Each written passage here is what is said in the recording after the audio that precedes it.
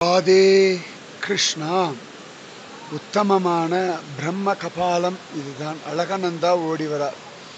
இந்த பிரம்ம கபாலம் சிவபெருமான் கையிலிருந்து பிரம்மாவுடைய கபாலம் விழுந்த இடம்.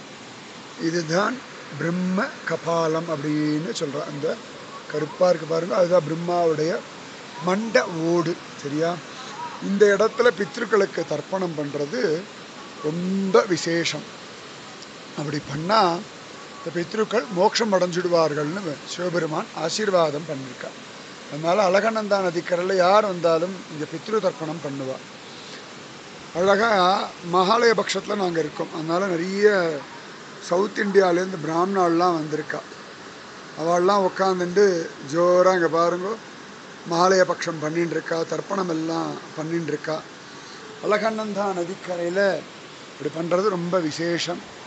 ஆச்சரியமாக இந்த கோல்டன் கலர் தெரியறதுலேயே அதுதான் கோவில். ஆச்சரியமாக ஜம்முன்னு இவெல்லாம் தர்ப்பணம் பண்ணின்னு இருக்கா. நீங்கள் பண்ணணுமே அப்படின்னு நினைக்கிறீங்களா? இந்த அழகனந்தா நதியை பார்த்துக்கோங்க. மானசீகமாக உங்கள் பித்ருக்களுக்கெல்லாம் இந்த அழகனந்தாவில் தர்ப்பணம் பண்ணுங்க.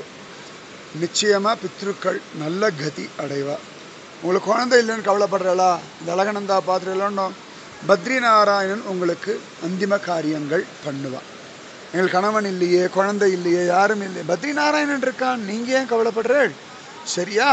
இதை பார்த்துட்டே அந்த பிரம்ம கபாலம் அழகா பிரம்மா, சிவபெருமான், நாராயண் 3 பேரும் உங்களுக்கு அழகாக எல்லாத்தையும் பண்ணி வச்சு மோட்சத்தை கொடுத்துருவோம். சரியா? ராதே கிருஷ்ணா. ஜெய் போலோ பத்ரிநாராயண பகவானுக்கு ஜெய்.